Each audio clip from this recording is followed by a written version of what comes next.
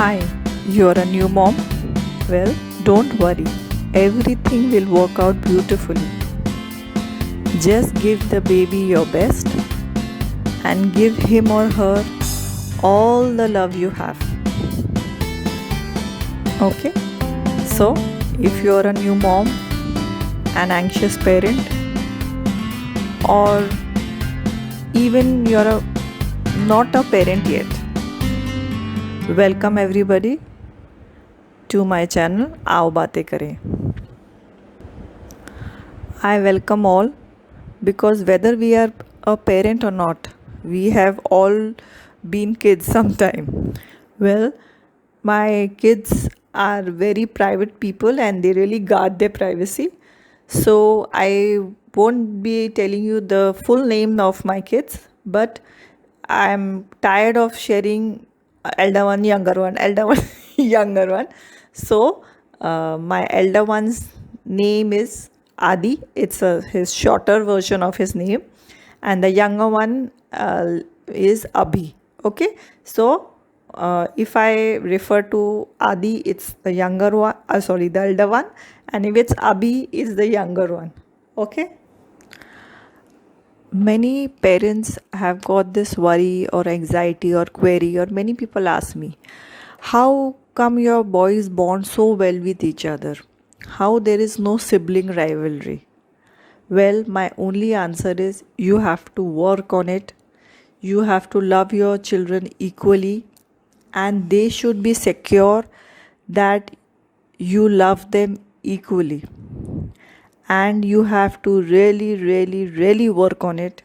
It has to be a priority because the kids only learn from example or experience. The same thing happens to us, whether we realize it or not. We assume things on how they are looking to us, or how we are feeling, or what experiences we get about that situation. Let me give you a few tips on some of the things I've used to which has bonded my kids more and which have helped them in no sibling rivalry. I'll have to make many videos on this, but these points I remember, or I can think of at the top of my head now. So let me start with these points. First and foremost, I always tell my kids, ask everyone in the family before finishing the last piece of the cookie. Now, this is a very important tip which I have installed in my kids.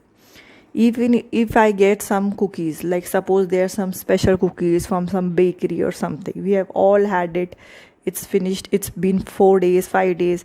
If you go to the kitchen and you find the last cookie, you can't be selfish and put it in your mouth and gulp it down and go about doing your job.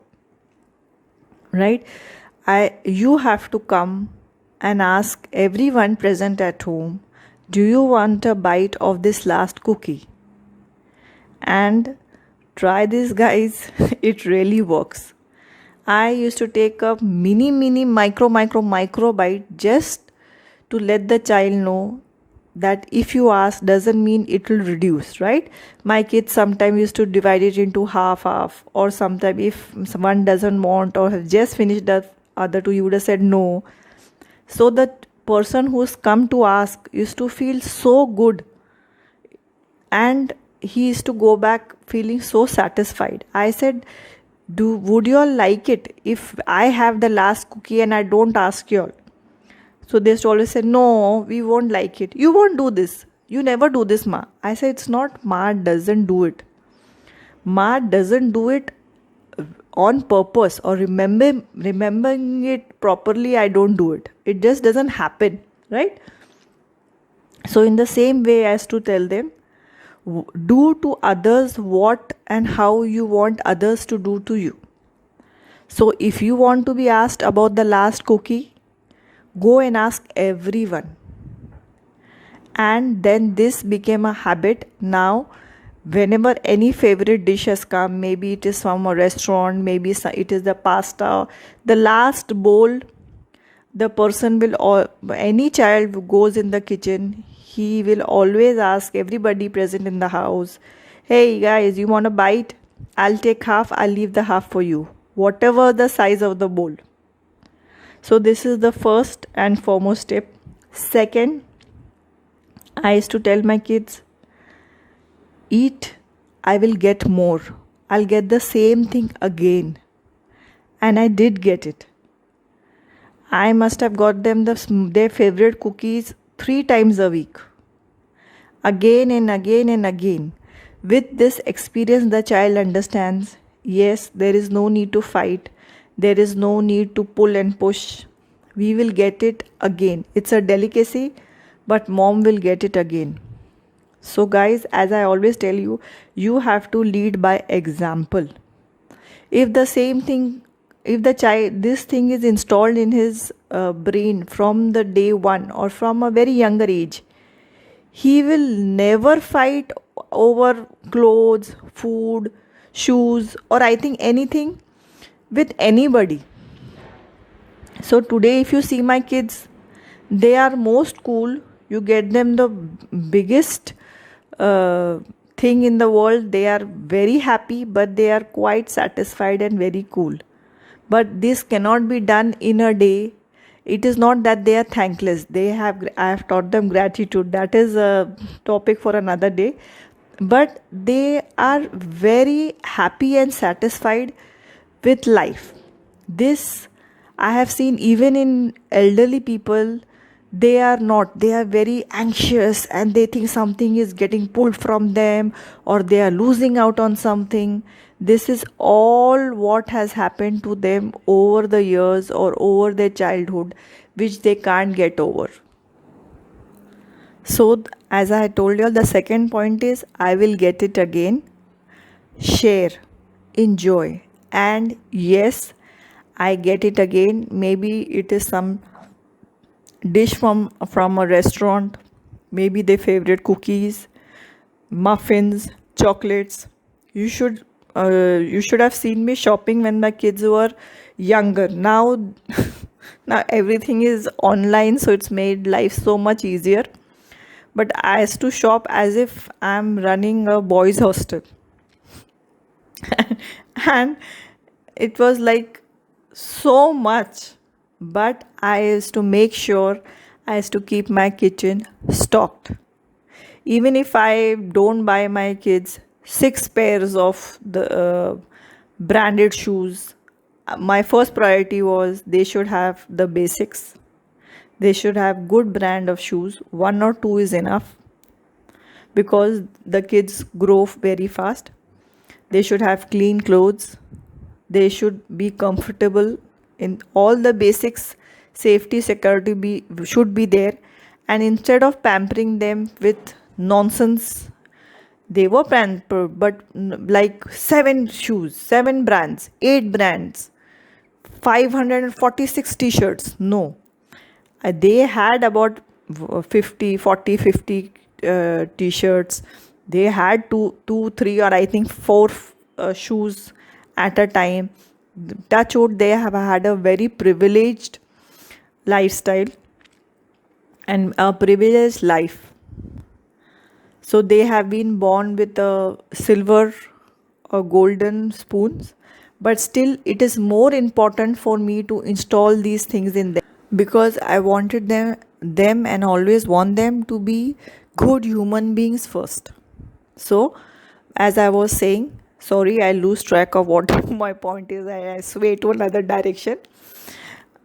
Is I used to always make it a point to keep my kitchen stocked, right? So these points I'm just telling you, like maybe if you all have got a big family and you all have got a particular budget, so instead of buying your kids 7 shoes, 5 shoes, maybe you all can cut down on that for 2 to 3 very good pair of shoes, and from 50 dresses or 50 t-shirts and shorts to about 15 to 20 of good quality.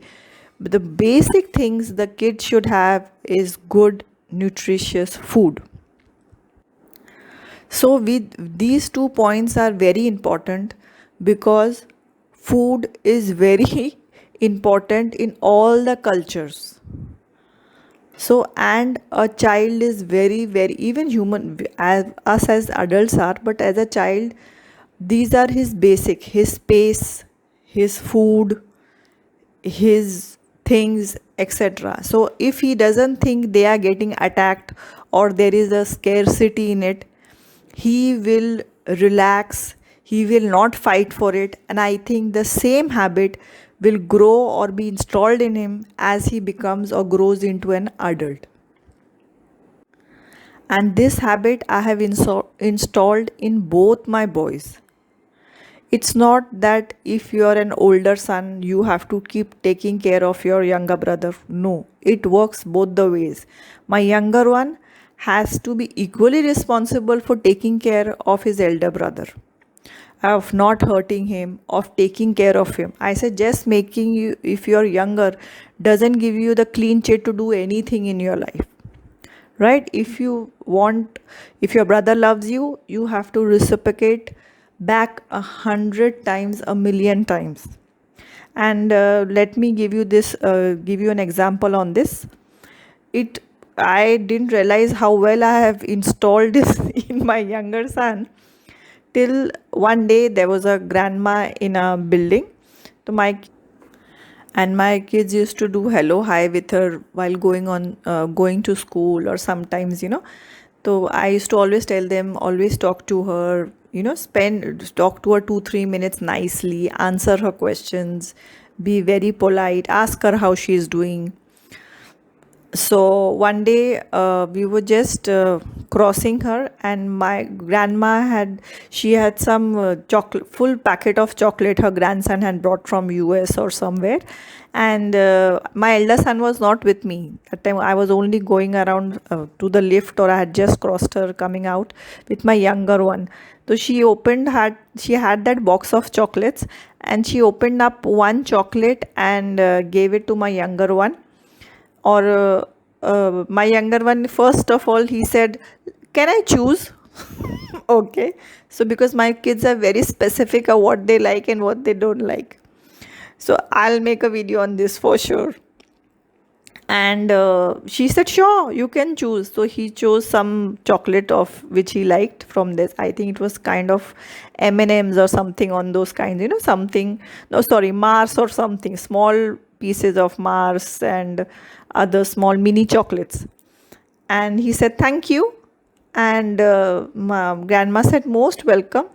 And immediately he gave out his other hand and said, for my brother, please.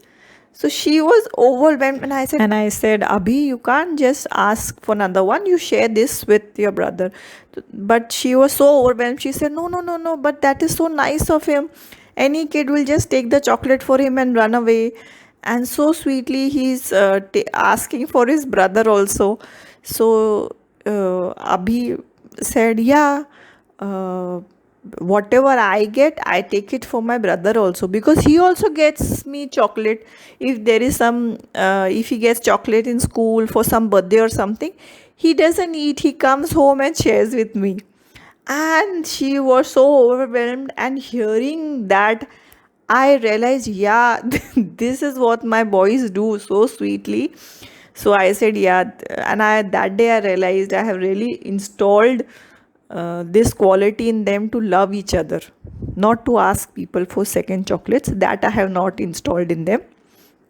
That when he left the lift area, I said, I'll bash you into a pulp if you ask this again.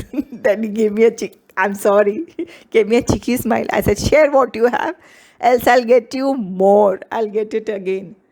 So and he said, it's not that she cannot have it, ma. She had 100 chocolates. She didn't mind it. I said, no. So my reason behind sharing this is, growing up with the kids, everything is not just unicorns and donuts and clouds and beautiful.